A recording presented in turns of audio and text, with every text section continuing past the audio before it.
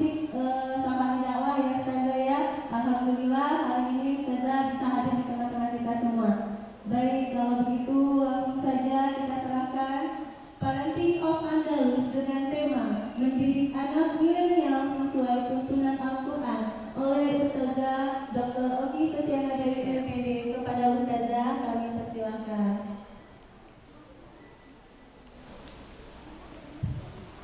Assalamualaikum warahmatullahi wabarakatuh.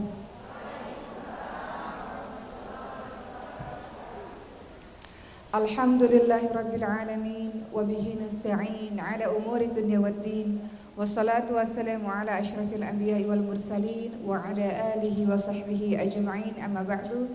Rabbi shrah li sadri wa yassir li amri wahlul 'uqdatam min lisani yafqahu qawli. Apa kabar teman-teman semua?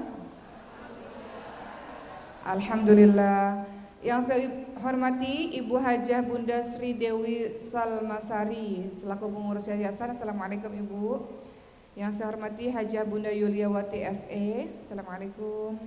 Ustadzah Sriyanti SE selaku manajer finance YPRA. Assalamualaikum Ustadzah. Ustadz M Salim selaku kepala SMPIT Al Andalus. Assalamualaikum Ustadz. Ustadz Hajarul Siregar selaku kepala sekolah SDIT Al Andalus. Insyaallah. Assalamualaikum Ustaz. Komite SIT Al Andalus. Masya Allah. Salam kenal Ibu, seluruh majelis guru dan ayah bunda wali santri murid SIT Al Andalus.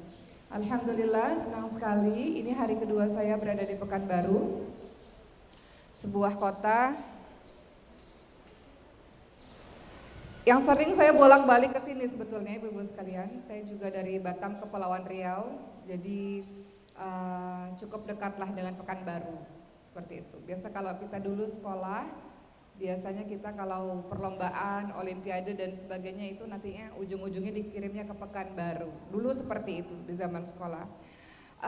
Hari ini insya Allah kita akan bersama-sama membahas mengenai mendidik anak milenial sesuai dengan tuntunan Al-Quran. Luar biasanya mu'jizatnya Rasulullah Sallallahu Alaihi Wasallam. Beliau diberikan mu'jizat yang luar biasa, berbeda dengan mukjizat nabi-nabi lainnya. Kalau kita lihat teman-teman sekalian, Nabi Sulaiman alaihissalam contohnya, beliau diberikan mukjizat berupa bisa berbicara kepada hewan, punya pasukan dari golongan jin, binatang dan tentu saja manusia. Mukjizat itu pada saat itu saja untuk kaum itu saja.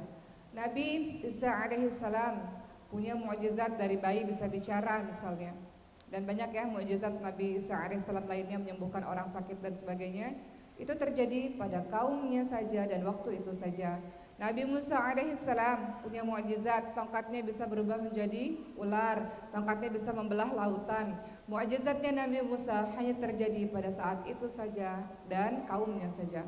Tapi kita lihat Nabi Muhammad sallallahu alaihi wasallam diberikan mukjizat oleh Allah Subhanahu wa taala berupa Al-Quran. Untuk siapa? Untuk seluruh umat manusia. Waktunya kapan? Sepanjang zaman sampai hari akhir nanti. Mukjizatnya Rasulullah SAW berupa Al-Quran, di mana disinilah menjadi hudal linnas, hudal lil muttaqin. Ini adalah petunjuk bagi manusia, petunjuk bagi orang-orang yang bertakwa, termasuk dalam cara mendidik anak. Ilmu parenting atau mendidik anak, pola asuh anak itu semuanya ada di dalam Al-Quran yang kemudian nantinya dijabarkan dengan hadis Rasulullah SAW. Kalau teman-teman lihat, makanya kita ini luar biasa disebut sebagai orang Islam. Gak mungkin kalau dia jauh daripada Al-Quran, gak mungkin kalau dia gak bisa baca Quran, mustahil. Apalagi kalau kita tinggal di Indonesia, mayoritas Islam, guru-guru Quran banyak. Mustahil kalau ada orang yang gak bisa baca Quran. Pertanyaannya adalah kemana saja selama ini? Kok belum bisa baca Quran? Padahal guru di mana-mana. Sekarang online ada di mana-mana. Kecuali teman-teman yang mungkin tinggal di pelosok sekali yang gak punya guru Quran. Tapi Pekanbaru, ini kota yang cukup besar. Pastilah orang tuanya seharusnya adalah orang-orang yang cinta Quran. Kita mau anak-anak kita saleh teman-teman sekalian. Hari ini kita bahas anak-anak kita sesuai dengan tuntunan Al-Quran. Gak mungkin bisa kalau orang tuanya sendiri jauh daripada Quran. Pertanyaannya, kapan terakhir kita membaca Al-Quran? Tadi pagi? Kemarin? Seminggu yang lalu? Sebulan yang lalu? Setahun yang lalu, Ramadan yang lalu, kapan terakhir kita buka Quran? Pertanyaan berikutnya, kapan terakhir teman-teman lihat sosial media?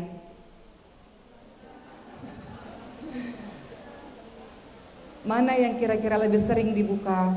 Quran kah atau sosial media kita? Atau handphone kita atau gadget kita, teman-teman sekalian? Kita berpacu dengan waktu, ibu-ibu. Saya sedang menasihati diri saya sendiri. Berpacu dengan waktu apa? Anak-anak ini Allah anugerahi kepada ibu-ibu semua. Artinya Allah percaya, Allah berikan amanah besar. Gak ada waktu untuk bermain-main dengan anak-anak titipan Allah Subhanahu wa Ta'ala ini. Saya mengatakan beberapa ceramah saya, bersyukurlah wahai para ibu, anak-anak itu hadir dalam kehidupan ibu. Allah berikan anak-anak itu dalam kehidupan kita. Itu tanggung jawab besar. Orang di luar sana lebih soleh dari kita mungkin, lebih baik daripada kita mungkin, menunggu kehadiran buah hati. Belasan tahun, puluhan tahun Allah belum kasih. Maha baik Allah, Allah berikan anak-anak itu, buah hati itu pada kita. Bersyukurlah kepada Allah dengan cara apa? Dengan cara mendidiknya dengan sebaik-baiknya. Saya juga selalu mengatakan dalam ceramah-ceramah saya, anak-anak ibu itu sehat, Masya Allah. Dia sehat secara fisik, dia pintar, dia cerdas. Dikala banyak orang tua di luar sana yang memiliki anak yang mungkin masih tergeletak, banyak kan? Mungkin dia untuk sekadar bangun saja dia butuh terapi. Untuk dia angkat kepala saja dia berjuang. Anak saya begitu, berjuang. Anak saya punya kelainan langka, Bu. Alhamdulillah ala kulli hal. Segala puji bagi Allah untuk semua keadaan. Anak ibu itu lari-lari, dia sehat. Banyak orang tua di luar sana ingin anaknya lari, belum bisa. Anak itu berbicara, Masya Allah cerewet, dia cerdas. Banyak orang harus terapi wicara anaknya supaya bisa bicara. Anak ibu nangis kenceng, dia sehat. Banyak orang tua menginginkan anaknya bisa nangis seperti saya dulu. Alhamdulillah anak saya baik hari ini, Alhamdulillah berkat doa dari teman-teman semua. Tapi dulu untuk nangis juga, saya pengen dengar bayi saya nangis. Jadi Masya Allah terkadang kita ini banyak mengeluhnya. Saya nasihat diri saya sendiri juga. Kita lupa untuk bersyukur atas kebaikan Allah. Artinya bagaimana cara bersyukur teman-teman sekalian? Didik anak itu dengan sebaik-baiknya. Semua anak lahir dalam muka bumi ini dalam keadaan fitrah. Dia suci, dia tunduk kepada Allah. Orang tuanya lah yang menjadikan dia yang lain-lain. Maka gak bisa main-main. Seorang ibu juga ayah pastinya harus dia semangat, dia akan jadikan anak ini hebat, kebanggaan Allah dan Rasulnya. Bisa. Gak mesti orang tuanya harus hebat luar biasa, enggak. Yang penting orang tuanya ini terus mau belajar dan punya kemauan terus menerus dan punya keyakinan anak ini kelak jadi anak yang hebat. Anak-anak hebat itu siapa? Anak-anak yang lahir dari rahim ibu-ibu semua. Anak-anak yang sekolah di sini. Itu anak-anak hebat. Tinggal bagaimana orang tua khususnya dan tentu saja guru berkolaborasi, bekerja sama mendidiknya. Mendidik anak bukan tugas guru saja, bukan. Mendidik anak itu adalah tugas orang tua, itu paling utama. Guru membantu. Artinya kita harus ada kolaborasi teman-teman sekalian. Gak boleh kita katakan, kok anak saya pencapaiannya begini kepada guru misalnya. Pertanyaannya, ibu bantu nggak selama ini di rumah? Kan lebih banyak waktunya di rumah sama ibu, anak ibu sendiri. Kenapa harus menegur-negur guru yang ada di sekolah? Artinya adalah guru harus hebat, orang tua juga harus hebat. Contoh sederhana, seandainya ada tugas menghafalkan ayat suci Al-Quran, menghafalkan surah dari sekolah, ya nggak akan bisa kalau nggak diulang-ulang di rumah, betul nggak Bu? Murojaah di rumah nggak mungkin. Makanya harus ada kolaborasi, kerjasama. Kita tujuannya sama. Anak ini jadi anak hebat, anak ini jadi anak yang bagus, sama. Makanya pendidikan itu antara guru dan orang tua harus saling bekerja sama. Tidak bisa salah satunya saja. Baik teman-teman sekalian, hari ini insya Allah kita akan membahas pendidikan anak yang disebutkan di dalam Al-Quran itu banyak sekali teman-teman sekalian. Teman-teman bisa lihat dalam surah Ali Imran ayat 35 sampai 37, pola pendidikannya Siti Maryam, ibunda Siti Maryam kepada Siti Maryam. Surah As-Saffat ayat 100 sampai 111 itu pola pendidikannya Nabi Ibrahim alaihissalam kepada Nabi Ismail alaihissalam. Hari ini walaupun kita sering dengar tapi kita ulang-ulang, saya akan bahas mengenai pola pendidikannya Luqmanul Hakim. Surah Luqman ayat 13 sampai ke 19. Sering dengar ayat-ayat ini ya Bu ya? Bagaimana Luqmanul Hakim, seorang yang bijaksana, yang namanya diabadikan di dalam Al-Quran. Beliau memberikan bagaimana cara kita mendidik anak-anak kita. Beberapa poin dalam surah Luqman ayat 13 sampai ke 19. Luqmanul Hakim, orang yang bijaksana teman-teman sekalian. Setiap kali menasihati anaknya ada kalimat ya bunayya. Wahai anakku sayang. Wahai anakku sayang. Ada kalimat seperti itu. Sudahkah kita kalau kita panggil anak-anak kita, wahai anak mama yang mama sayangi, wahai anak mama yang mama cintai, ada enggak? Atau kita hardik, anak nakal, apakah kita begitu? Kalau kita lihat Luqmanul Hakim teman-teman sekalian, ya bunayya, wahai anakku sayang. Mari kita lihat apa yang dilakukan oleh Luqmanul Hakim ini. Pertama adalah, ibu-ibu lihat dalam surah ke-31 ya. Apa pertama kali yang kita ajarkan kepada anak-anak kita teman-teman sekalian sebelum kita mengajarkan dia yang lain-lain? Apa yang harus kita ajarkan kepada anak-anak kita sebelum dia belajar hal-hal yang menurut sebagian orang di luar sana keren misalnya? Anak-anak kita harus bisa bahasa Inggris, betul, bagus, Masya Allah, dia bisa bersaing di dunia global. Tapi jangan lupa, pertama kali yang harus kau lakukan untuk anak-anakmu adalah pendidikan tauhid. Ya bunayya, la tusyrik billah, inna syirka la dzulmun adzim. Wahai anakku, jangan menyekutukan Allah, karena menyekutukan Allah adalah sebuah kezaliman yang besar. Artinya apa? Ajarkan anak-anak tauhid. Gimana caranya? Apa itu tauhid? Memberitahu kepada anak-anak kita bahwa segala sesuatu ini ciptaan Allah. Kalau apa-apa minta tolong doanya hanya kepada Allah. Kita mempelajari bagaimana sifat-sifat Allah dalam nama baiknya Asmaul Husna. Apa contohnya dalam kehidupan sehari-hari? Bagaimana cara mengajarkan tauhid kepada anak-anak? Contoh ini juga sudah saya berikan pada ceramah-ceramah sebelumnya. Kisah nyata ya, saya bersama dengan anak. Saya punya anak pertama yang namanya Maryam. Dia memang sangat pintar sekali matematika, alhamdulillah. Jadi selalu dapat nilai yang baik. Maka suatu ketika Maryam mengatakan, Maryam memanggil saya Uma. Hebatnya Maryam pintar matematika. Kemudian saya katakan, alhamdulillah segala puji bagi Allah yang telah memberikan kecerdasan kepada Maryam sehingga Maryam bisa matematika. Itu tauhid.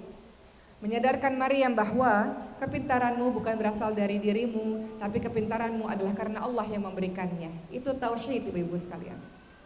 Anak saya yang nomor 3 Ibrahim juga sama, ketika menendang bola, wah gol. Wah hebat kan Ibrahim, Uma. Saya katakan alhamdulillah segala puji bagi Allah yang telah memberikan kaki yang kuat kepada Ibrahim sehingga Ibrahim mampu untuk menendang bola. Itu tauhid. Terkadang kita lupa, itu hal-hal sepele yang terlihatnya sepele tapi sebenarnya sedang menanamkan kepada anak-anak kita tentang Allah. Itu nanti turunannya kalau udah besar. Kalau kita biasakan begitu, ini semua Allah memberikan kamu kecerdasan, Allah yang kasih kamu kaki yang kuat, nak. Allah yang kasih mata supaya kamu bisa lihat, nak. Terdengarnya mungkin sepele, tapi nanti kalau dia sudah besar, bayangkan. Kalau dia sudah jadi orang sukses, dia katakan ini adalah karena Allah. Apa akibatnya? Dia menjadi pribadi yang tawadhu'. Tidak seperti Qarun. Qarun itu dalam Al-Quran, dia itu dulu miskin. Kemudian minta Nabi Musa alaihissalam untuk mendoakan agar dia kaya. Lalu setelah Qarun kaya, Qarun katakan semua karena diriku sendiri. Terkadang hal-hal yang luput dari perhatian kita itu bermanfaat untuk dia besar.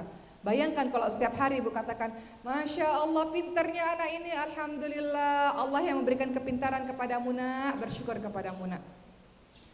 Anak saya Khadijah nomor 2 juga sama, dia pernah terluka, Uma sakit. Kemudian kita obati dan katakan kita berdoa sama Allah, Allah yang memberikan kesembuhan untuk Khadijah.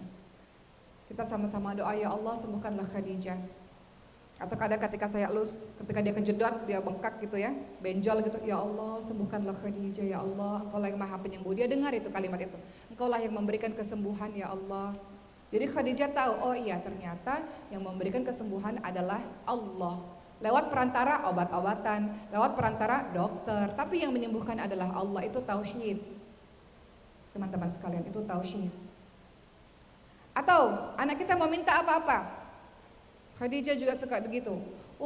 Khadijah mau coklat, suka permen, minta dulu sama Allah, nak. Doa dulu sama Allah. Hal kecil yang mungkin kita sering lupa kan ibu-ibu sekalian. Kadang kita bilang iya nanti mama beli, padahal kita bisa selipkan tauhid di dalamnya. Minta sama Allah. Allah yang kasih, Allah yang gerakkan hati mama ini mau beli atau enggak itu Allah, minta sama Allah. Orang-orang saleh di zaman dulu bahkan mau garam aja itu minta sama Allah.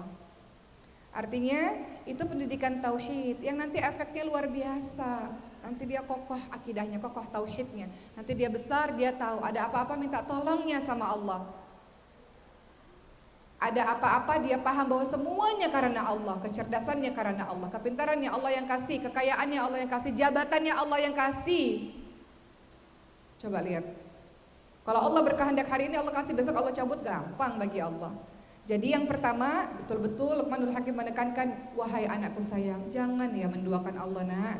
Jangan menyekutukan Allah nak, karena menyekutukan Allah sebuah kezaliman yang besar. Hadirkan kalimat Allah, Allah, Allah, Allah, Allah itu di dalam rumah-rumah kita nak, ibu-ibu sekalian. Kita hadirkan, Allah itu lihat nak, ya Allah, engkau ini baik sekali sayang, Allah itu pasti sayang, Allah pasti suka, Rasulullah juga suka. Allah Rasul, Allah Rasul, Allah Rasul. Biasakan di telinga anak-anak kita itu kalimatnya begitu terus. Sehingga dia tahu Allah lihat dia, Allah mengawasi dia, Allah meneliti dia. Teman-teman, kita nggak buat anak-anak kita takut kepada kita, tapi kita buat anak-anak kita takut kepada Allah. Kalau hanya takut kepada kita, ada kita baik, nggak ada kita, nggak tahu. Tapi buat anak-anak kita merasa dipantau oleh Allah. Jadi itu yang pertama, ibu-ibu sekalian, perkara tentang tauhid. Ya, kita ajarkan anak-anak kita bagaimana kokohnya tauhid. Anak-anak kita boleh bu, jadi apapun boleh, asal kokoh tauhidnya. Anak-anak kita boleh belajar dimanapun. Kalau ibu punya rezeki mau kirim anak ke barat kah, kemana boleh, asalkan kokoh tauhidnya, kokoh akidahnya, tahu siapa Robnya, tahu kemana dia minta tolong, tahu kemana dia bersandar, hanya kepada Allah. Dia takut hanya kepada Allah, nggak tunduk dia dengan yang lain-lain. Dia takut kepada Allah. Nanti itu turunannya banyak. Kalau tauhidnya udah kokoh, dia akan jadi pribadi yang luar biasa. Seperti itu, dimulai dari kecil-kecil dari sekarang. Kedua, apa kata Luqmanul Hakim dalam surah Luqman ayat ke-14 kelanjutannya? A'udzu billahi minasyaitonir rajim. Wa wasaynal insana biwalidayhi hamalathu ummuhu wahnan 'ala wahnin fisaluhu fi 'amaini an ashkur li wa liwalidayk. Apa kata Luqmanul Hakim? Wahai anakku, dan kami perintahkan kepada manusia agar berbuat baik kepada ibu bapak, khususnya kepada ibu yang telah mengandungnya dalam keadaan lemah bertambah-tambah dan menyapihnya dalam usia 2 tahun. Bersyukurlah kepada Allah dan bersyukurlah kepada kedua orang tua. Kedua, ternyata Luqmanul Hakim mengisyaratkan agar anaknya senantiasa santun dan bakti kepada kedua orang tuanya. Kita semua menginginkan demikian, tapi kita harus ingat, anak-anak itu bisa santun bakti sama kita, salah satunya tergantung bagaimana cara kita men-treat dia.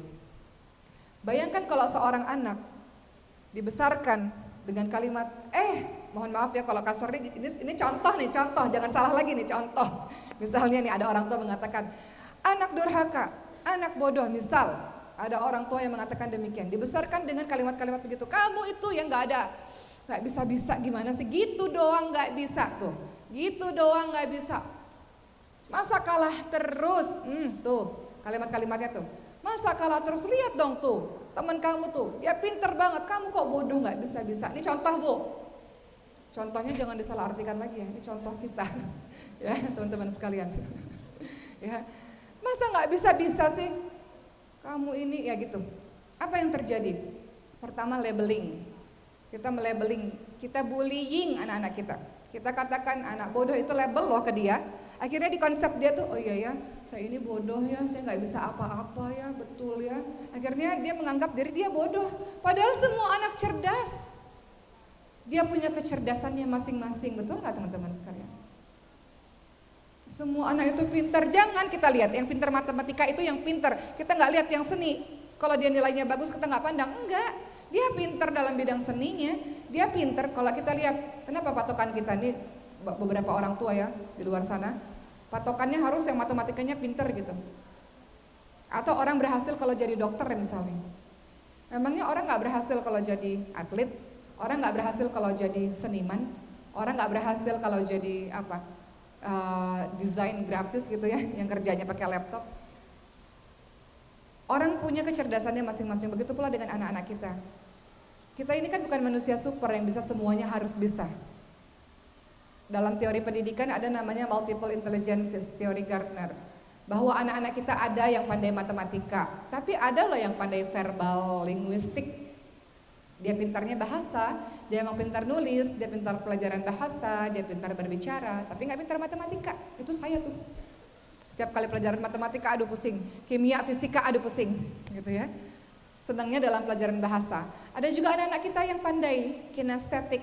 Anak yang gerak aktif itu pandai loh Bu, pandai kinestetik dia, olahraganya bagus. Yang berhubungan dengan gerak bagus itu pandai, dia punya kepandaian dalam kinestetik. Interpersonalnya bagus. Ada anak-anak yang pandai bersosialisasi, yang temennya banyak, semua teman senang sama dia. Dia punya kepandaian interpersonal. Atau naturalistik, kepandaian naturalistik. Dia senang dengan alam, dengan hewan-hewan, itu kepandaian itu. Jadi jangan mengatakan anak kita, kamu ini nggak bisa-bisa sih. Ya memang mungkin dia nggak semua orang bisa. Tidak ada orang yang bisa menguasai semua ilmu, tidak ada. Yang penting anak-anak kita sungguh-sungguh cukuplah. Di mana yang dia sukai, di mana yang dia senangi, fokus di situ dan jadilah bintang di situ. Kita lihat anak kita, misalnya ya, saya contohkan adik saya Ria Ricis Bu. Ini saya selalu contohkan sebagai kisah motivasi untuk kita semua. Kami bertiga, perempuan-perempuan semua. Saya dan Cindy, adik saya nomor 2, beliau sekarang seorang dokter, memang bagus di sekolah. Kalau ambil rapot itu pasti orang tua saya tanya, ranking 1 kan Bu? Atau ranking, ya biasanya gitu ya, selalu. Tapi kalau Ricis, pertanyaan orang tua saya berbeda. Ricis adik saya yang bungsu ya Bu, Ria Ricis. Orang tua saya akan bertanya, bukan ranking lagi, anak saya naik kelas atau enggak Bu? Itu pertanyaannya, selalu setiap bagi rapot. Artinya naik kelas aja udah syukur. Karena Ricis ini muridnya 25, dia ranking 23, itu pun udah alhamdulillah. Gitu. Tapi yang ingin saya katakan kepada Bapak dan Ibu semua adalah, apakah ayah ibu saya mengatakan, kamu ini bodoh sekali, tidak pintar sekali, tengok dong kakak-kakak kamu yang pintar, kamu ini gak ada apa-apanya. Apakah orang tua saya mengatakan demikian? Saya gak pernah dengar begitu, gak pernah. Yang saya lihat adalah ayah saya mengatakan, Ricis ini suka, ya udahlah. Ya udah nggak usah terlalu bagus di pelajaran-pelajaran yang kamu nggak suka. Sukanya apa? Sukanya seni sama olahraga, kata adik saya itu. Maka ayah saya support untuk segala macam bidang seni dan olahraga, disupport, betul-betul didukung dan tidak pernah dibanding-bandingkan, tidak pernah. Dibanding-bandingkan tidak pernah, dijelek-jelekan tidak pernah, nggak pernah. Maka ayah saya dan ibu yang saya dengar adalah Masya Allah hebat ya, prestasi di bidang seninya banyak, kerennya. Jadi ayah saya dan ibu saya itu fokus dalam bidang prestasi seninya aja. Apa yang terjadi berikutnya? Seiring berjalannya waktu, beliau sekarang bekerja sesuai dengan hobinya. Pekerjaan yang paling menyenangkan apa? Pekerjaan hobi yang dibayar. Betul kan Bu? Dengan seninya, dengan kreativitasnya, dia membuat sendiri video-video Instagram tadinya, kemudian video-video YouTube sendiri, bayangkan. Dari sampai 8 juta subscriber tuh sendiri. Dia yang buat, dia yang kreatifnya, dia yang buat, dia yang syuting, dia yang edit, dia yang masukin, dia yang upload sendiri. Sampai sudah 8 juta ke atas, barulah dia meng-hire teman-temannya sebagai tim. Hobi yang dibayar, dunia kreativitas, bidang seni yang dia sukai. Artinya apa? Nah sekarang Masya Allah, Alhamdulillah, Ria Ricis, Alhamdulillah, baik dalam segi finansial berdasarkan hobi. Coba bayangkan, kalau sejak kecil, ini studi kasus ya Bu, kalau sejak kecil ayah saya mengatakan, kamu ini mau jadi apa sih? Gak bakalan jadi apa-apa. Dengan prestasinya yang seperti itu, mau jadi apa sih? Kamu anak begini, anak begitu, mungkin gak timbul rasa kepercayaan dirinya. Ricis gak pernah gak percaya diri, selalu percaya diri. Alhamdulillah. Itu hanya kisah saja untuk teman-teman semua. Nomor 2 tadi ya, cara kita mendidik anak-anak kita dalam surah Luqman ayat ke-14, kita mau anak-anak kita santun kepada kita. Pertanyaannya, sudahkah kita santun kepadanya? Sudahkah kita mendukungnya untuk menjadi orang yang hebat? Sudahkah kita membesarkan hatinya, menyemangati dia terus-menerus? Atau justru kita membulinya? Atau justru kita memanggilnya dengan gelar-gelar yang buruk atau melabelinya sehingga dia tidak percaya diri? Atau kita justru menyakitinya dengan kata-kata kita atau menyakitinya dengan tangan kita? Padahal Rasulullah SAW ingatkan ketika ada seorang yang datang kepada Rasul namanya Aqra. Ya Rasulullah, saya punya 10 anak, gak pernah saya cium. Kata Rasul, man la yarham la yurham. Barang siapa yang tidak menyayangi, tidak akan disayangi. Ciumlah anak-anak itu ibu, peluklah dia. Ini ya, sentuh dia. Anak-anak terkadang tidak paham bahwa kita menyayanginya karena kurang sentuhan, kurang dicium, kurang belayan. Ini nih sesuatu yang penting ini. Peluk anak kita, elus anak kita, dan jangan lupa untuk mengatakan sayang kepada anak kita secara verbal. Beberapa orang tuh mengatakan, nggak biasa kayak gitu. Dibiasakan. Rasulullah SAW ingatkan kepada kita teman-teman sekalian, kalau sama saudara kita aja suka disuruh untuk mengatakan uhibbuka fillah, uhibbuki fillah, aku mencintaimu karena Allah. Itu sama saudara kita. Aku mencintaimu karena Allah. Masa sama anak sendiri enggak? Bahasa cinta macam-macam ya Bu. Bahasa cinta itu ada yang dielus, ada yang dengan kata-kata, ada yang dengan hadiah dan sebagainya. Coba kita lakukan itu setiap hari. Coba, Mama sayang sama kamu, kamu anak hebat, Masya Allah, kamu luar biasa, Masya Allah. Mama cinta sama kamu, I love you nak. Setiap saat saya berusaha melakukan itu, setiap saat. Setiap kali ketemu atau setiap kali saya pergi, setiap kali dia pulang sekolah, I love you nak, gimana hari ini sayang, I love you sayang, Mama sayang banget sama Maryam. Maryam ustazah hebat, ustazah besar. Begitu setiap hari. Dan saya yakin ibu-ibu juga melakukan hal yang demikian. Ini anak mama nih, presiden nih, ini anak mama nih, syekh besar nih, mama yang mama sayangi setiap hari. Sehingga apa efeknya? Dia menjadi pribadi yang disayangi. Dia rasa, oh iya, banyak orang sayang sama saya, ibu saya sayang sama saya. Dia menjadi pribadi yang penuh cinta, karena dia merasa dicintai. Coba kalau kita nggak begitu. Kadang-kadang anak-anak ini tidak paham. Mana ada ibu yang nggak sayang sama anaknya? Nggak ada. Tapi kadang-kadang anak kita nggak paham kita sayang sama dia. Ada anak-anak kita mengatakan, mama saya nggak sayang sama saya. Kenapa? Karena mungkin nggak pernah bilang sayang, karena mungkin nggak pernah dielus anak itu, sehingga dia katakan mama saya nggak sayang sama saya, mama saya benci sama saya. Enggak, kita semua ibu sayang sama anak-anak kita. Tapi anak-anak kita nggak paham, makanya pahamkan dia. Dengan cara apa? Dengan kata mama sayang sama kamu nak, kamu kebanggaan dan harapan mama nak. Setiap hari timbul kepercayaan dirinya, oh iya ya. Saya punya seorang teman juga bercerita. Sekarang beliau Masya Allah, ya wah per bulan tuh miliaran, nggak tahu lagi duitnya nggak berseri. Pengusaha sukses. Beliau waktu ayahnya masih ada, ayahnya selalu mengatakan, ini nih anak saya orang besar. Ini anak besar, orang besar ini.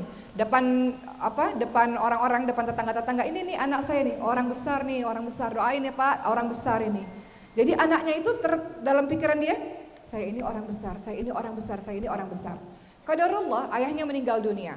Perekonomian menjadi sangat sulit. Anak ini dimasukkan ke yatim piatu, ke panti asuhan. Di panti asuhan, anak ini dibully, ya, dibully karena bajunya yang lusuh dan sebagainya. Perekonomiannya betul-betul terbalik lah. Kemudian akhirnya sampai singkat cerita beliau sampai makannya aja susah gitu ya, dibully dan sebagainya. Makannya juga susah, kehidupan sangat prihatin. Dia selalu bilang gini, saya ini orang besar. Dia ingat kata ayahnya, saya ini orang besar. Orang besar itu nggak akan kalah dengan hal-hal seperti ini. Orang besar itu nggak akan terus menerus jadi miskin seperti ini. Saya orang besar, saya orang besar. Singkat cerita, dia akhirnya pindah ke Jakarta seorang diri menjadi anak jalanan. Jadi anak jalanan. Juga begitu, saya ini orang besar. Orang besar gak akan selamanya seperti ini. Pasti harus ada sesuatu yang saya lakukan.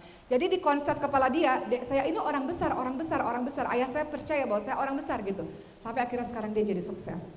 Karena apa? Karena dia yakin bahwa dia orang besar. Tapi bayangkan kalau teman-teman katakan anak bodoh misalnya. Dia akan bilang, saya ini bodoh, saya ini bodoh, saya ini bodoh, saya ini bodoh, saya ini bodoh. Ada kesempatan, udahlah memang saya ini bodoh. Begitu. Jadi yang buat dia, mohon izin ya kata-katanya kasar ya, membuat dia pada akhirnya bodoh adalah diri kita sendiri kadang-kadang. Kamu ini nakal, tuh sering banget, gak boleh, ibu sekarang jangan. Kamu ini nakal banget sih, di kepala dia, saya nakal, saya memang nakal, begitu. Akhirnya kalau dia mau buat baik, ngapain, saya ini kan anak nakal. Karena kitalah yang membuat dia menjadi seperti itu. Terkadang kita tidak menyadari akibat lisan kita. Jadi kata-kata nakal, bodoh, dan kalimat negatif lainnya tidak boleh. Anak itu anak hebat. Semua anak-anak kita hebat. Harapan kita penerus perjuangan ini, penerus dia anak-anak hebat. Anak-anak kebanggaan Allah dan Rasulnya. Anak-anak hebat lahir dari ibu yang juga hebat. Yang sungguh-sungguh dalam mendidiknya, sungguh-sungguh dalam memilih tutur kata kepada anaknya, sungguh-sungguh dan betul dalam memberikan hukuman kepada anaknya untuk mendidik, bukan untuk membuat dia benci dan menjadi pemarah. Enggak. Ingat, hati-hati ibu-ibu sekalian, nasihat untuk diri saya. Anak usia 6 tahun atau 8 tahun ke bawah, mereka itu dalam usia golden age, usia emas. Otaknya berkembang dengan sangat luar biasa. Mereka menyerap semuanya. Maka peniru paling ulung di muka bumi ini adalah anak-anak yang kecil-kecil itu. Hati-hati. Apalagi jangan sampai kita mau anak kita santun, kita mau anak kita berbakti kepada kedua orang tuanya, tapi ada ayah ibu bertengkar di depan anak-anak. Jangan. Kita biarkan dengan egonya kita bertengkar suami istri depan anak-anak lihat, anak-anak dengar, anak-anak menyimak setiap kata yang keluar, anak-anak melihat raut muka ibu dan ayahnya, anak-anak melihat kebencian, saling kebencian di depan matanya. Jangan. Anak-anak kita berhak untuk mendapatkan perlakuan dan pendidikan terbaik dari kita. Itu amanah dari Allah. Harus sungguh-sungguh kita, teman-teman sekalian. Lihat ibundanya para ulama yang luar biasa. Ibunda para ulama itu banyak sekali yang single mother, yang sendirian ya karena suaminya meninggal dunia. Ibunya Imam Syafi'i rahimahullah. Waktu itu Imam Syafi'i dan ibunya ada di Gaza. Ibunya berpikir, kalau saya terus-menerus di Gaza, anak saya nggak bisa maju. Harus pergi ke satu tempat, satu kota yang banyak guru-guru hebat di sana. Maka dibawalah Imam Syafi'i yang kecil ini, masih bayi ini, menuju ke kota Mekah. Ibunya yang merancang pendidikan itu. Anak saya harus hafal Quran.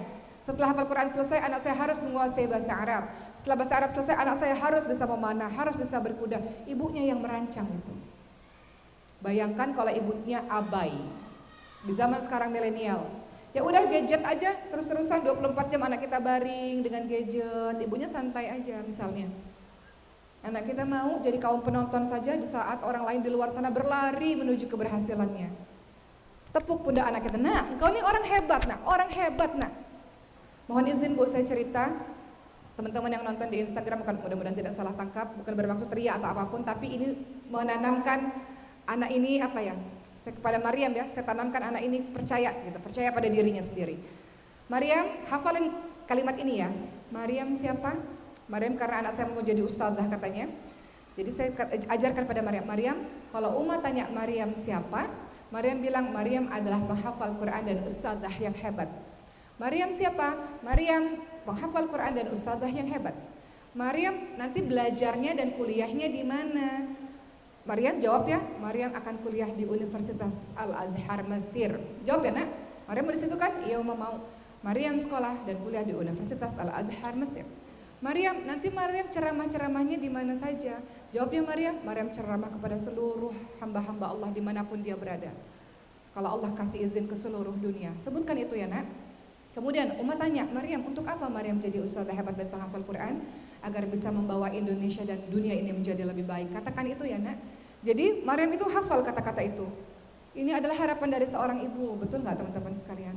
Sehingga dia percaya, oh ya saya ini ustazah yang hebat penghafal Quran, saya ini akan sekolah di Universitas Al-Azhar Mesir, saya ini akan membawa Indonesia menjadi lebih baik. Maryam umurnya 7 tahun teman-teman sekalian. Tapi dia punya keyakinan itu. Kenapa? Saya belajar dari orang tuanya Muhammad Al-Fatih. Ini bukan bermakna saya sombong atau apapun, bukan, tidak. Ini saya belajar dari ibundanya Muhammad Al-Fatih dan ayahandanya Muhammad Al-Fatih.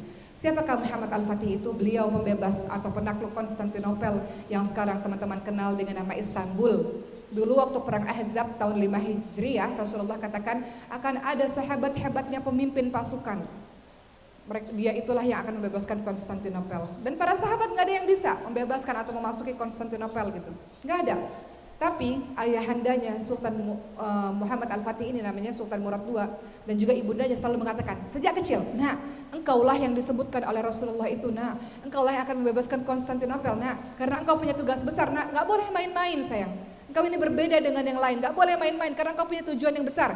Dari kecil Sultan Muhammad Al-Fatih sudah belajar Quran sungguh-sungguh, sudah belajar berbagai macam bahasa sungguh-sungguh. Ayahnya, ibunya tuh yang merancang pendidikan itu. Karena kenapa? Engkau gak bisa jadi orang, engkau ini orang hebat, jadi gak bisa seperti orang biasa-biasa, gak bisa. Kecuali mau jadi orang biasa-biasa. Engkau ini orang hebat yang disebutkan oleh Rasul yang akan membebaskan Konstantinopel. Jadi dari kecil anaknya ini sudah, oh ya saya ini adalah orang yang membebaskan Konstantinopel. Jadi kalau orang hebat pasti pergerakannya juga nggak biasa-biasa, pasti juga hebat juga. 24 jam sama. Ada orang yang main-mainnya lebih banyak, mungkin belajarnya sedikit, dia mungkin mau jadi orang yang biasa-biasa saja. Tapi enggak dengan kita. Kita mau anak-anak kita hebat insya Allah. Anak-anak yang bisa mewarnai bangsa ini, bisa mewarnai dunia ini dengan Islam rahmatan lil alamin, Islam yang sejuk, yang santun, yang penuh dengan kasih sayang. Nggak bisa main-main.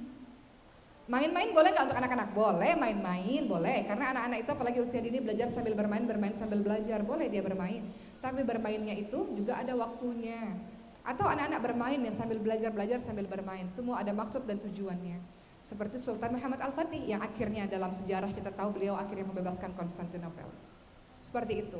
Kembali lagi nomor 2 tadi dalam surah Luqman, kita mendidik anak-anak kita untuk dia bakti dan sayang kepada kedua orang tuanya. Pertanyaannya adalah harus kita juga yang menghargai dia, menyayangi dia, mengangkat semangatnya, memberikan kepercayaan diri kepadanya, memahamkan bahwa anak kita adalah orang yang hebat, bukan orang yang biasa-biasa saja, bukan. Harus dari kita teman-teman sekalian. Saya selalu katakan ini, mudah-mudahan teman-teman tidak bosan, tapi ini menjadi pembelajaran untuk kita. Orang tua itu datang kepada Amirul Mukminin Umar bin Khattab dan mengatakan, Umar bin Khattab nasihati anak saya nakal. Sayyidina Umar bin Khattab memanggil anak tersebut dan anak tersebut mengatakan, sebelum engkau menasihati saya, beritahu saya apa tugas orang tua kepada anaknya. Maka Umar bin Khattab radhiyallahu anhu mengatakan, tugas orang tua pada anaknya yang pertama adalah mencarikan ibu yang baik, ibu yang sungguh-sungguh dalam mendidiknya, ibu yang punya orientasi yang besar, orientasi yang yang hebat untuk anaknya, ibu yang luar biasa. Kedua, berikan nama yang baik, karena nama adalah doa. Dan ketiga adalah berikan pendidikan agama dan Al-Quran yang baik untuk anak-anak itu. Kata anaknya, orang tua saya ketiganya tidak melakukan itu. Ibu saya bukan ibu yang baik, dia tidak peduli dengan pendidikan saya, nggak peduli. Nama saya juga bukan nama yang baik. Dan apalagi saya nggak pernah dikasih pendidikan agama dan Al-Quran dari ibu saya, nggak pernah sama sekali. Maka apa kata Umar bin Khattab radhiyallahu anhu, orang tuamu telah durhaka kepadamu sebelum kau durhaka kepadanya. Begitu teman-teman sekalian. Jadi nasihat untuk saya, kita banyak berintrospeksi diri, kita banyak bermuhasabah, banyak minta ampun kepada Allah. Mungkin ada kesalahan kita dalam mendidik anak-anak kita sebab ketidaktahuan kita. Nggak ada kata terlambat. Anak-anak itu kini masih ada pada kita. Kelak ketika dia sudah pergi kuliah, mungkin pergi ke kota lain, agak susah mungkin. Sekarang saatnya dia ada sama kita, maksimalkan dengan sungguh-sungguh. Terutama maksimalkan dalam pendidikan Al-Qur'annya. Tidak boleh lagi ada di dalam rumah anggota keluarga yang tidak bisa baca Al-Qur'an. Jangan. Tidak boleh, tidak boleh. Guru terlalu banyak, guru Quran di mana-mana banyak. Jadi, itu yang menjadi ibu-ibu sekalian, bahwa kita concern dengan pendidikan anak-anak kita. Berikutnya, ibu-ibu semua, yang ketiga. Apa yang harus dilakukan atau nasihat dari Luqmanul Hakim kepada anaknya? Surah Luqman ayat ke-15. Oke, kita lanjut ya. Luqman ayat ke-16. A'udzu billahi minasyaitonir rajim. Ya bunayya innaha in takum mithqala habatin min khardalin fatakun fi sakhratin aw fis samawati aw fil ardi ya'ti bihallah. Innallaha latifun khabir. Wahai anakku, jika ada sesuatu perbuatan seberat biji sawi dan berada dalam batu atau langit atau bumi, niscaya Allah akan memberikan balasan. Sesungguhnya Allah Maha Luas, Maha Teliti. Kita sedang mengajarkan anak-anak kita, nak, perbuatan apapun itu, sekecil apapun itu, baik ataupun buruk, Allah pasti lihat dan Allah pasti balas. Kita mengajarkan anak-anak kita merasa diawasi oleh Allah. Itu penting sekali. Nah, Allah lihat, nak. Nah, Allah tahu, nak. Saya punya satu cerita teman-teman sekalian. Ini kisah dalam kehidupan saya juga dalam mendidik anak, yang tentu pasti banyak sekali kekurangan. Anak saya namanya Khadijah, ibu. Pernah pada suatu ketika dia mengatakan, Uma mau tambah roti lagi. Khadijah lapar, padahal dia sudah makan 2 roti. Saya katakan pada Khadijah sudah makan banyak, tapi Khadijah lapar mau makan lagi. Betul ya, dimakan ya, dihabiskan ya. Iya Uma. Ketika saya buatkan, dia makan. Saya tidak lihat dia makan. 2 detik, 3 detik, tiba-tiba dia bilang, rotinya sudah habis Uma. Kemudian saya katakan, Khadijah, Allah lihat. Uma mungkin gak lihat, tapi Allah lihat. Di mana rotinya? Dia terdiam. Di mana rotinya? Allah lihat apa yang Khadijah lakukan. Terus dia bilang rotinya di situ, dibuang di tong sampah di kamar mandi. Kemudian saya katakan kepada Khadijah, ini sebuah hal yang serius teman-teman sekalian. Pertama, dia lupa bahwa Allah mengawasinya. Yang kedua, bahwa dia berbohong. Ini yang harus diselesaikan. Maka saya bilang sama Khadijah, pertama Khadijah harus tahu anak ini umur 4 tahun. Saya ajak bicara berdua tanpa kakak-kakaknya yang lain. Karena kalau kakak-kakaknya lihat, pasti kakak-kakaknya, tuh kan, nah nggak bisa kayak gitu. Jadi saya panggil dia, saya dan Khadijah berdua, saya katakan, Khadijah, Uma sedih. Pertama, Khadijah lupa bahwa Allah lihat Khadijah. Mungkin Uma tidak lihat Khadijah, tapi Allah lihat Khadijah. Allah lihat Khadijah buang roti itu. Kedua, Uma sedih Khadijah. Uma sangat sedih. Kenapa? Uma tidak pernah berbohong sama Khadijah, satu kali pun. Kalau Uma pergi, Uma bilang, Uma perginya lama ya nak, pulangnya jam 5 sore. Uma bilang, Uma perginya lama ya nak, jam 5 sore. Gak pernah Uma bohong. Kenapa Khadijah bohong sama Uma? Dia diam, Bu. Saya tidak berteriak, saya tidak, kamu gimana sih enggak? Saya bicara seperti ini. Uma sedih sayang, kenapa Khadijah bohong? Karena bohong itu tidak betul. Kalau Khadijah sudah bohong sekali, besok Khadijah akan bohong dan Uma tidak suka bohong. Uma gak pernah bohong sama Khadijah. Kenapa Khadijah bohong sama Uma? Yang ketiga, Uma sedih Khadijah. Kenapa? Banyak orang-orang di luar sana yang nggak bisa makan. Dan saya tunjukin fotonya nih. Teman-teman kita di negara lain mereka kelaparan. Mereka memungut nasi, butiran-butiran nasi itu di tanah. Tapi Khadijah buang roti yang penuh dengan coklat itu. Saya lihat supaya dia bisa visual, dia lihat ya. Anak-anak yang kurus kering, yang video dia lihat, kemudian dia diam. Kemudian saya katakan, Uma sedih sekali dengan Khadijah. Apa yang terjadi? Matanya mengembang air mata. Kemudian Uma katakan, Khadijah tahu Khadijah salah di mana? Iya Uma, Khadijah salah. Dia katakan dengan suaranya yang bergetar. Kalau salah, apa yang harus Khadijah lakukan? Khadijah minta maaf Uma. Apalagi Khadijah janji nggak melakukan lagi. Ya, kita sama-sama ya nak. Itu perbuatan yang tidak betul. Khadijah, Uma terima maafnya Khadijah. Dan terakhir yang saya lakukan, saya peluk dia dan saya katakan, Uma sayang sekali sama Khadijah. Jangan lakuin itu lagi ya nak. Uma sayang sama Khadijah. Dan itu selesai. Sampai hari ini, sekarang Khadijah umurnya 6 tahun. Peristiwa itu masih diingat oleh Khadijah. Iya, Allah tuh melihat Khadijah. Iya, Khadijah tuh pernah buang makanan. Itu nggak betul. Peristiwa itu teringat di hatinya. Saya juga manusia biasa yang penuh dengan kekurangan teman-teman sekalian. Terkadang kita menyelesaikan hal-hal seperti itu agak lebih panjang waktunya kan. Kadang kita ingin instan. Gimana sih buang-buang makanan?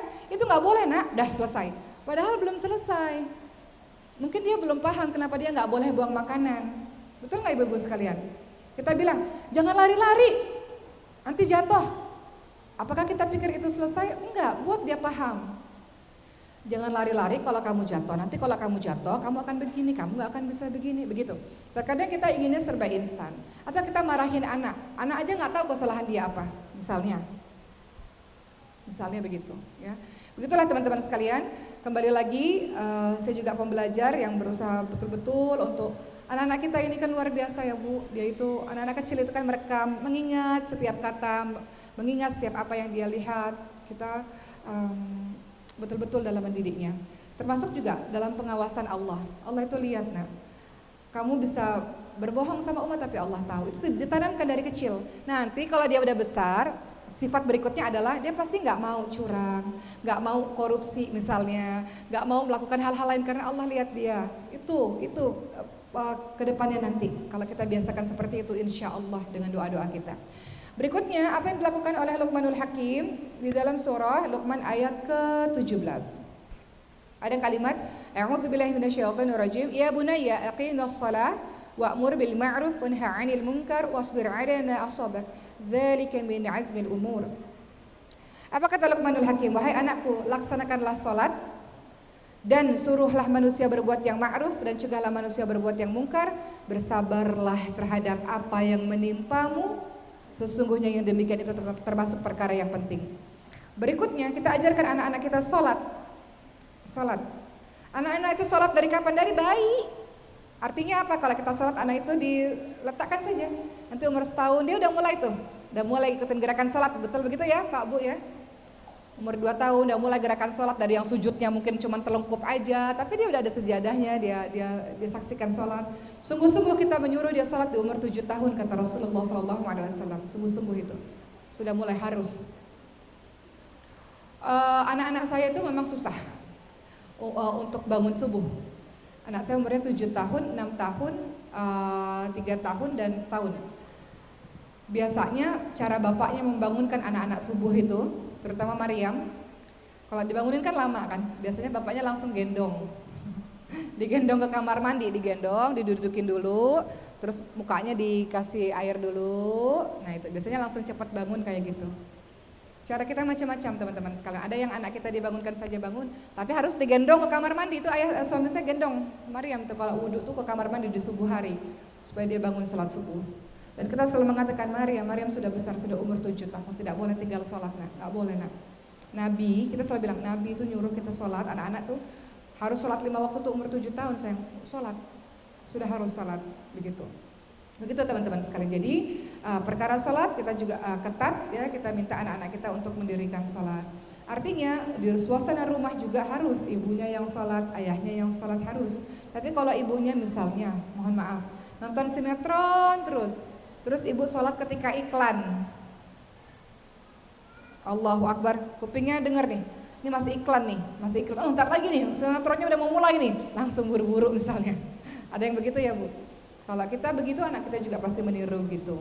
Jadi intinya semuanya adalah contoh dari kita. Sholat. Berikutnya disuruh apa anak-anak kita ini? Dakwah nak, dakwah. Dakwah itu apa? Ngajak orang lain pada kebaikan, cegah orang lain pada keburukan. Jadi orang Islam itu nggak bisa, oh terserah dia, yang penting saya nggak ganggu dia, itu urusannya dia, nggak bisa apatis nggak. Umat Islam itu nggak bisa, itu dosa-dosa dia, bukan urusan saya, nggak bisa. Umat Islam itu dia punya empati, simpati kepada umat. Dia nggak mikirin dirinya sendiri, dia tahu sekitarnya berbuat buruk, dia ajak untuk kebaikan. Begitu. Jadi jangan ajarkan anak-anak kita jadi cuek, nggak peduli pada sekitarnya, itu bukan akhlak dari orang Muslim. Kita ini kuntum khaira ummah, kata Allah, kita ini umat terbaik, ukhrijat linnas, dilahirkan untuk manusia, ta'muruna bil ma'ruf wa tanhauna 'anil munkar. Yang tugasnya adalah mengajak manusia pada kebaikan, mencegah manusia kepada keburukan, itu tugas kita. Ajarkan pada anak-anak kita, nak, ingatkan pada anak-anak. Sekarang anak-anak saya juga begitu Bu. Mohon izin ya, banyak cerita dari kisah hidup saya karena banyak yang terjadi kepada anak-anak saya yang masih kecil-kecil ini. Maryam juga suka begitu. Maryam mengatakan, Uma kan udah tahu, Uma kan suka ceramah, kok Uma kalau tidur nggak baca Al-Mulk sih? Dinasehati anak sendiri Bu. Karena saya bilang kan, Maryam, ntar kita baca Al-Mulk ya, Al-Mulk itu akan menghindarkan dari siksa kubur. Namun kadang-kadang kita manusia biasa, kadang kita malas, kadang kita lupa, kadang kita capek. Maryam yang mengingatkan. Uma gimana sih masuk kamar mandi? Kamar mandi itu banyak setannya. Uma baca doa dulu. Itu siapa yang nasihatin? Ibrahim, umur 3 tahun. Uma baca doa dulu. Uma gimana sih Uma? Atau ketika saya sedang menegur Mbak di rumah, Ibrahim juga bilang, Uma gak boleh gitu Uma. Kenapa Uma marah? Gak boleh Uma gitu. Kadang-kadang anak-anak kita menasehati kita, betul ya Bu? Maka kembali lagi kita didik anak-anak kita untuk dia berani mengatakan yang benar itu benar, salah itu salah. Dia punya sikap untuk mau mengajak orang lain dalam kebaikan, bukan orang yang cuek, bukan. Ajarkan dari sekarang. Kemudian bersabarlah nak terhadap apapun yang menimpamu, untuk menjadi orang-orang yang mengajak orang lain pada kebaikan, mencegah orang lain pada kemungkaran. Sabar ya nak, sabar, gak mudah sayang, gak mudah. Pun apa-apa yang terjadi dalam hidupmu, Allah akan berikan berbagai macam persoalan. Ajarkan anak-anak kita sabar. Bagaimana ajarkan anak kita sabar? Ya kitanya sabar dulu. Karena anak-anak kita itu melihat daripada kita. Kalau ibunya sedikit-sedikit marah, sedikit-sedikit berteriak, bagaimana anak kita bisa sabar? Kalau anak-anak kita lihat kita orang sabar itu apa? Kita mampu melawan, kita mampu berteriak tapi kita tahan, itu sabar. Kalau anak-anak kita lihat, Masya Allah ibu saya ini sabar, ayah saya sabar, mudah-mudahan dia punya akhlak atau karakter yang sabar juga. Sabar itu banyak. Sabar itu tidak hanya dalam menghadapi ujian-ujian Allah, sabar juga ketika beramal salih. Makanya saya juga suka bilang sama anak saya, Maryam mau jadi apa sih sebetulnya? Maryam mau jadi ustazah, ustazah itu apa? Ya pokoknya yang sama Quran, yang ceramah-ceramah di masjid. Oke. Maryam yang memilih cita-cita Maryam. Artinya Maryam harus belajar untuk mewujudkan cita-cita Maryam. Kalau Maryam mau jadi ustazah atau jadi penghafal Quran, artinya dari kecil Maryam harus belajar bahasa Arab, belajar Quran, dan sabar. Untuk belajar itu butuh kesabaran, nggak bisa sabar itu langsung bisa. Maryam bilang, kok itu bisa ya tuh yang ada di Hafiz Indonesia hafal 30 juz lancar banget, hebat banget, karena dia sabar belajar Al-Quran. Maryam pun juga sabar, sedikit demi sedikit sabar nak. Sabar dan jangan berhenti dalam belajar.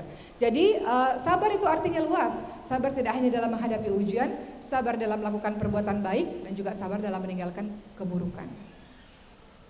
Kalau ibunya sendiri tidak begitu, anak-anak ini mencontoh siapa? Dia melihat ibu dan gurunya misalnya. Jadi guru dan ibu kita ini ya Allah punya tanggung jawab besar, luar biasa. Untuk mendidik anak-anak ini anak-anak harapan kita nih, yang meneruskan perjuangan kita ini, yang akan kelak membawa Indonesia menjadi lebih baik, bangsa ini menjadi lebih baik. Anak-anak kita bu, anak-anak yang soleh ini, yang kita didik dari kecil ini. Begitulah teman-teman sekalian. Berikutnya ternyata Luqmanul Hakim kembali menasihati anaknya dengan kalimat apa? Wala tus'ir khaddaka lin-nasi wala tamshi fil ardi maraha innallaha la yuhibbu kulla mukhtalin fakhur.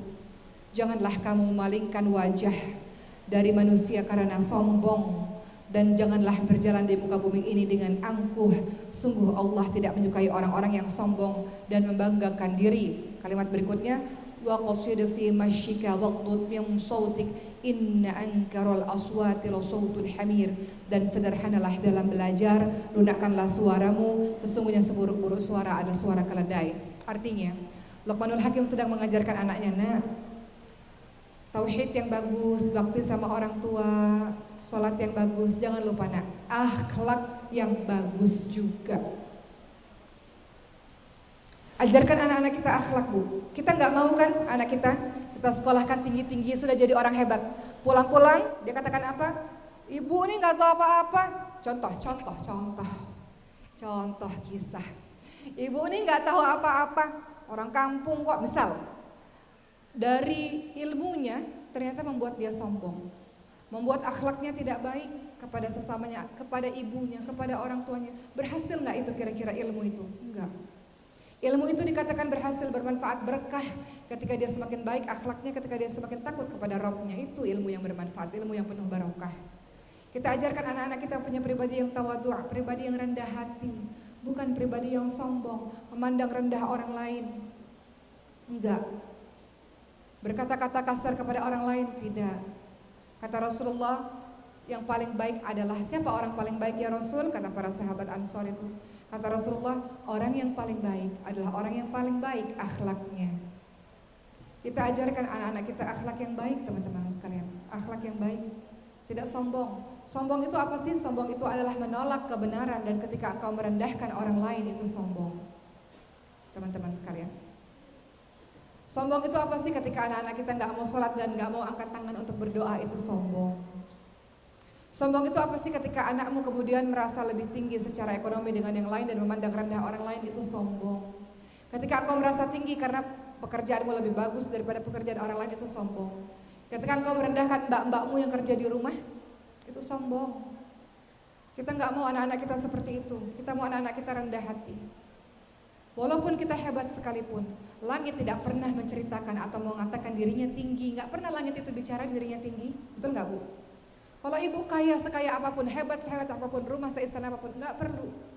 Saya ini orang kaya loh, saya ini pinter loh, saya ini loh, dan sebagainya. Nggak perlu. Orang tahu kok, langit nggak perlu menceritakan dirinya tinggi. Orang tahu kok. Orang bukan terkesan dengan seperti itunya. Orang terkesan dengan akhlak yang baik dan perbuatan yang baik, dengan ketulusan hati itu. Betul nggak teman-teman sekalian? Kalau nanti teman-teman wafat, apa yang orang ingat? Apakah orang ingat, wah dia itu yang kaya raya, yang jabatannya bagus, yang tasnya mewah, mobilnya banyak? Apakah orang ingat itu? Mungkin di awal-awal iya, tapi sebenarnya orang ingat tentang kebermanfaatan kita kepada orang lain, tentang akhlak baik kita kepada orang lain. Kalau orang meninggal biasanya kita bilang apa? Ya Allah, orang itu baik banget, soleh banget, sedekahnya banyak, suka bantu orang. Kita ngomongnya begitu kan? Atau sebaliknya, orang itu jahat, curang, pelit, zalim. Kita mau dikenal sebagai orang yang mana? Kita mau dikenal sebagai orang yang baik, akhlak yang baik. Maka ibu dan juga saya nasihati diri saya sendiri, kita berjuang minta pertolongan dari Allah supaya kita punya akhlak yang baik, anak-anak kita punya akhlak yang baik, santun dia pada banyak orang, insya Allah. Dengan berjuang kita didik anak-anak kita menganggap semua orang itu sama di hadapan Allah Subhanahu wa taala. Tidak ada yang dilebihkan, tidak ada yang direndahkan, tidak. Tidak kalau dengan orang-orang tertentu hormatnya minta ampun, dengan orang-orang yang lebih rendah kemudian menjelek-jelekkan, tidak. Anak-anak kita punya akhlak yang baik, dia santun, dia tawadhu', dia rendah hati, dia dicintai oleh manusia, otomatis dia dicintai oleh penduduk Allah Subhanahu wa taala insyaallah, penduduk langitnya Allah, para malaikat-malaikat.